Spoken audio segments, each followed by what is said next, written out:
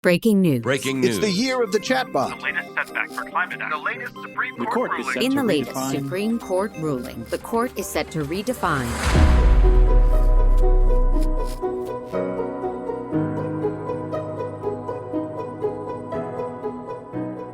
Hi there, and welcome to the Mission Forward podcast. I'm Carrie Fox, your host and CEO of Mission Partners, a social impact communications firm and certified B Corporation. Thanks for tuning in to today's episode. If you have been following along this 9th season of the show, you know that we are taking on the issues that are keeping leaders like you up at night. From how to drive their purpose forward in this political, or should I say politically charged environment, how to navigate through changes to DEI programs, how to advance AI effectively in their workplace, and most importantly, how to communicate effectively through it all. Well, today's guest is a wonderful example of just that. Lisa Gibby is Deputy Executive Vice President and Chief Communications Officer at Nestlé, the first person to sit in such a role. She's also a member of Nestlé's executive board and the company's ESG and Sustainability Council. Now, if that doesn't sound like a big enough role, Lisa is responsible for building and maintaining trust in Nestlé's global brand. And to do so, she works closely with the company's communications teams across 186 markets. No small task. Before joining Nestlé, Lisa served as Director of Global Communications of the One campaign. How cool is that? The anti-poverty organization co-founded by U2 lead singer and activist Bono. And before that, she was a small business owner running her own communications firm. So Lisa has seen communications from so many different perspectives, from a business leader to a nonprofit to now a global for-profit. As you'll hear today, Lisa has a clear point of view and focus on the power of communications to drive meaningful change. And I'm thrilled to have her joining us today from what I believe is her relatively new home in Switzerland. Lisa, it's wonderful to have you. Hey, Carrie, thanks so much for having me today. Yes, I'm an American transplant in Switzerland, in Vevey. I've been here for a couple of years now, and just thrilled to be a part of this podcast. So thanks for having me. That's great. I saw a picture not too long ago on LinkedIn of you sitting, I think, at your new desk with, my goodness, that could be a painting by your side there looking out that window. You know, Switzerland has a lot of great benefits, but if you love the beauty of the outdoors, there's really no place better. So it's very inspirational. Amazing. So you and I were connected by the absolutely wonderful Louise Hilson, who I have known since literally the first days of my PR career. And when she suggested we connect, it was because of how much your communication style resonates with her. And the more I read, the more I just felt the same. You are leading a global communications effort, but the way you write and engage with your partners and your audiences, it has this intimacy, Lisa, and this approachability that draws your audiences in. And quite frankly, it's a communication style that most senior leaders wish they had. Clearly, you know and strongly hold that understanding of the power and responsibility that communications has. So tell us a little bit how you got into this work, what drives you in this work, because it sounds like you've got a fascinating backstory. Yeah, it's hard to believe I've been in the world of communications for over 30 years. It has really gone by in a flash. And I think what kind of gets me going every day is just how diverse and interesting, and the challenges and the opportunities are so great when it comes to being a communicator. So I've always loved being in this business. And I would say really from the early days of my career, I was also very driven to do purpose-led work, which I think communications really enables you to do in a big way. Mm-hmm. Do you remember what those first experiences were when you started to think purpose is my path? Yeah, just reflecting back, I worked at a PR firm in New York starting in 1992. And I remember I was very drawn to the pro bono clients and the things that had some purpose to it. And then when I went to work for HBO back in the mid 90s, and then later at AOL, it was always the advocacy initiatives, the community initiatives that just really kind of brought out a little extra, I don't know, passion in me. So I connected with that at a very, I would say, like in the early days of my career, but I've definitely um, had experiences that I've been able to really grow on that. And how about at Nestle? You've been at Nestle for some time now. You've had several roles there. What drives you to be part of this incredible organization? Yeah, it's my journey to come here was really interesting. I'm going to go back a little bit and then I'll talk a bit more about Nestle. But after some of my experiences working for agencies and working in corporate communication, I took a bit of a turn and started working for an NGO, the One Campaign, as you mentioned, founded by Bono. And this group is exclusively focused on tackling extreme poverty through policies. And I just found it so empowering to be a do-gooder in that way. And I remember thinking back to a World AIDS Day campaign in 2011. It just was such a powerful feeling to be able to advance a cause in such a way. So that was when I kind of I kind of caught the bug, so to speak. I was just so empowered and excited about this. And then an opportunity came open at Nestle a little bit out of the blue. And I had noticed the work that Nestle was doing in agriculture in Africa. And I really saw it as a very just a smooth kind of continuation of the journey and a pivot of continuing to do good, but doing it in a very different way. And that was about 10 years ago. And then I ran communications in the US for about 6 years before coming to Nestle Global. And the global role is just so, it's intense. As you mentioned, we're big. We're operating in nearly every country in the world. The challenges that come our way are big challenges, but the opportunities are also tremendous. So I think when you have a company that's really driven by purpose and values, if you can really leverage the size and scale of the company, you can just do incredible things. And that's what keeps me excited about my role. I love that. Has the purpose of Nestle always been as clear as it is today? No, I mean, I think the purpose of a company has very deep roots, and I think it's deeply embedded in some ways, going back 150 plus years to when our company was founded. But purpose definitely evolves over time, and it shapes a bit over time, just because you have to adapt to the world around you in some ways. So this is a bit of a non-answer, but I think it still has the foundations of the Nestle purpose have always been there, but it's really, it's activating in different ways based on needs of society and the needs of our business. Right, right. And that activation is so much of what you're at the center of, working closely with the executive team there. I just was reading about a new announcement. You just announced your executive board now has 6 women. Representing almost 38% of the board. It's a significant milestone. And you were recently named one of Boston Consulting Group's most innovative companies. Tell us a bit more about this journey, what these last few years have been like, and what is guiding some of this incredible change that you're seeing at the organization. Like many big companies big and small, we have a focus on our DEI initiatives, and gender balance has been one of them. We've got lots of dimensions to our DEI focus. But the fact that we've been able to really drive the number of women in senior positions and now at the very top of the organization, it's really exciting. And frankly, I'm humbled to be a part of that change. So that's super exciting. And then best place to work and some of these lists, these are things that it's nice to get those accolades, but we're really just working on being the best company that we can be and to have purpose and values and to communicate those values.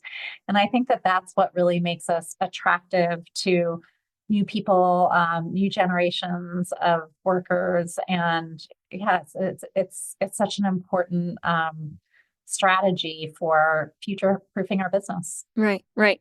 So that announcement, I think it was last week or just a few days ago. I know it was certainly in this month during Women's History Month. and potentially was even on International Women's Day. That didn't just come about. I am certain that that was years in the making, right? And I think that this is often something that's lost on companies, that really to have that long-term lasting impact, it's a long game, right? So to make sure that we are staying focused on our goals to be able to advance that social impact, that many times as folks are being asked, or companies, I should say, are being asked to report out on that, if they're not seeing or showing change fast enough, then they may find they want to change or divert their strategies. But I sense that you've been focusing, bit by bit, day by day on advancing these goals. Tell me a little bit more about that. Yeah, I mean, it's true. We've been on this journey for quite some time, for I would say at least a decade, and focusing on it, and really just kind of keeping our heads down and filling our talent pipeline with the right talent. And then this came about. We actually didn't. I put it on LinkedIn because I was quite proud. It wasn't an official company announcement. It was just literally looking around the table at our executive board on International Women's Day. And this was our new CFO, who's a woman, this was her first meeting. And it was like, oh my gosh, it's happening. It's happening right now. It's happening today. We've got 6 of us here.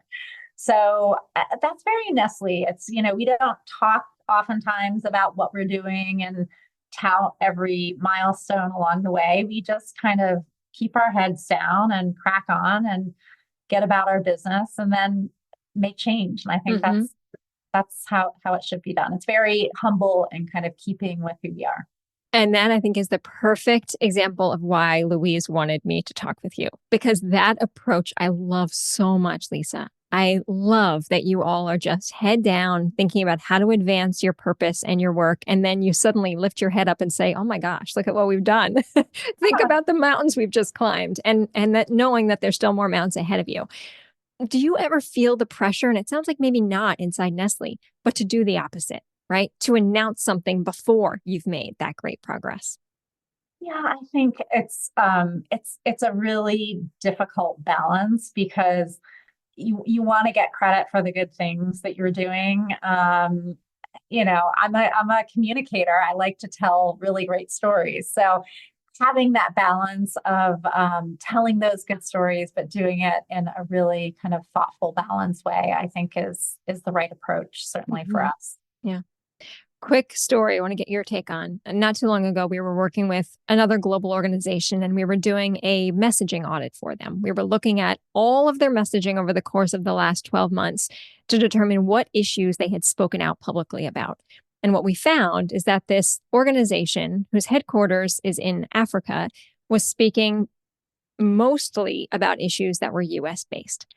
And some of it was informed because that's where their largest employer base was, or employee base. But they started to realize that there was an imbalance to how they were deciding when and how they would make a public statement on an issue, and that it was actually turning off some of their global employee base that felt like it started to have a too Western of a lens. And this is a question that we see come up a lot, is how do organizations, corporate communications departments like yours, determine when or when we don't make a statement on an issue in this world that we're living in? Yeah, it's a good question. And I can say we've struggled with the same thing, because when you operate in so many different geographies, what's right for one might not be right for the other. So I think for a lot of the social issues, we try to take a hyper-local approach, and we really try to read our local communities and react in that way. But when it comes to real global positions, we take a very high level, and we try to keep things focused on a couple kind of big ideas. Certainly our sustainability initiatives and our climate roadmap are huge priorities for us, where we speak out about those issues quite frequently. Our work around nutrition and empowering healthier lives, because we're a food company, we speak out about that. But on some of these more divisive social issues, we also we go back to our Swiss heritage, and sometimes we're quite neutral. sounds like you also, though maybe with each question here, I'm making a little bit of assumption and then you can right size me, that you've got a pretty active CEO and senior team where you are thinking through communications decisions together. You're thinking through the implications of what you say and what you don't say. Talk to me about that relationship that you have with your team and your colleagues. Yeah, I think you really need to have that foundation of trust, certainly with the CEO, as well as the senior leadership team. And that's why being on the executive board and being a part of that senior leadership team, it just really shows the value you can add, I think, to the business. So building that trust is foundational. But then really having leaders who have the courage to lean in and have conversations or be transparent or go out and engage with media or post on LinkedIn. You really need to have kind of the right kind of courageous leader who's willing to do that and trusts you to do it in the right way. Do you have an example of that? Courageous leadership is something we talk about a lot here. Yeah, I would say our CEO has been passionate about the climate topic for a very long time.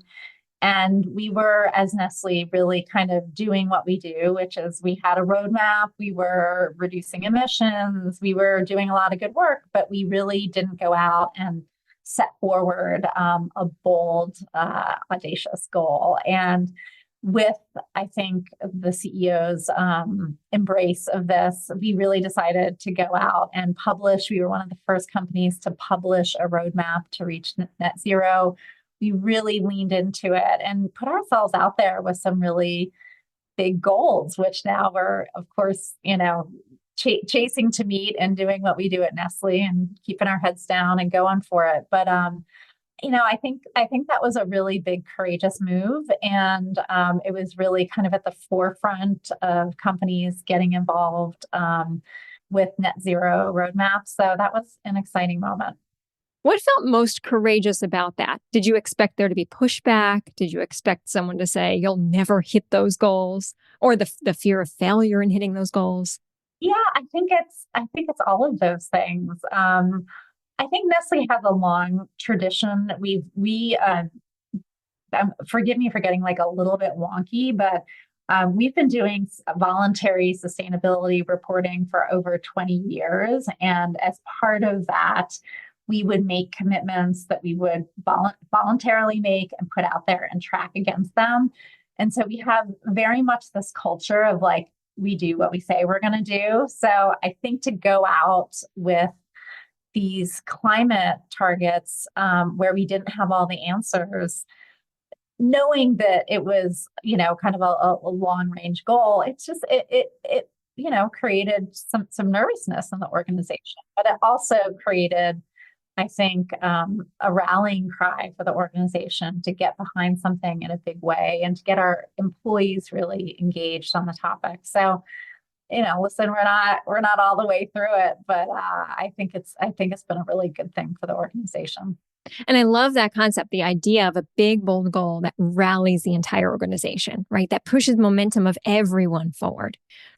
So I wonder if you can take that idea and think back to your younger self when you were running a small business and you had your clients, and you were thinking about what was possible from that point of view. How would you translate what you are doing today on this big global scale to what folks who might not have the resources you have, what they can think about on how they might advance their purpose in the world too? I think, having worked both at an NGO and in a big company and then having a small consultancy, I think everyone has an opportunity to make a contribution.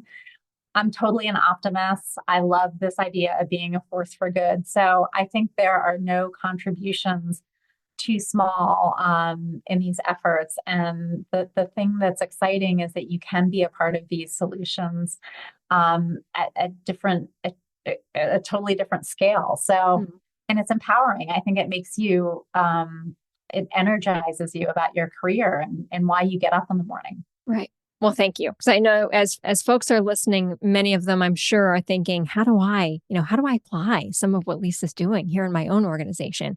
And I'm hearing focus. I'm hearing build momentum, build alignment across the organization, right? And have a big goal, have something that you're driving towards. And have some fun doing it. I mean, I think you just really have to kind of get energized. Instead of getting scared by these big goals, you need to embrace them and go after them. And I think another important element, especially when it comes to communications, is just this humility thing, right? Like, we don't have all the answers. We don't have it all figured out. Like, we're going to make mistakes. Bear with us, work with us. And I think it's really helped us in our journey. It certainly helps us as far as partnership and support. I think it's we're onto something with it. Right. And you can't do this work alone. There's no way you could possibly advance that goal without your partners. That's right. This is a together game. It's a team sport. We need everyone to be working together and being pragmatic about solutions. And I think that sometimes companies or organizations get scared of failure. And I totally get that. But failure is part of the process. All right, I've got last two questions for you. So one, speaking about failure, part of the process, what worries you these days, or what feels like a barrier ahead that you're thinking about how you navigate through it? I think the biggest challenge right now is just the world that we live in can seem overwhelming. It's, the poly crisis or, geopolitics. And it really impacts, for where I sit in the organization, it does impact our work every single day, and it can seem overwhelming. But I think it's also an opportunity for companies and people who are driven by purpose and values. I think it can help you really focus on what's important. And only by having that focus can you really navigate through this crazy world that we live in right now. And then parting word, Lisa, what's you just told us what is worrying you, though you did as I expected you to do. You kind of spun it into something that was positive and optimistic too. But as we wrap up today, what's in your line of sight? What's got you feeling optimistic and hopeful about what's ahead too? Yeah, I can't believe that my children are basically young adults now. They're 20 and 23. And they obviously care a great deal about the environment, and they're much more switched on than I ever was at that age. And I think we have new generations of consumers who really care about environmental issues. So I think Nestlé is very well placed, given our focus on sustainability, to be a leading company into the future.